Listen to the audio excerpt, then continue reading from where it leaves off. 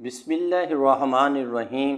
کسی دنیا دار نے حضرت لقمان سے پوچھا، آپ فلاں خاندان کے غلام رہے ہیں تو پھر یہ مرتبہ، یہ عزت اور ناموری وہ کون سے عوامل تھے جن کی وجہ سے آپ کو یہ بلند مرتبہ ملا؟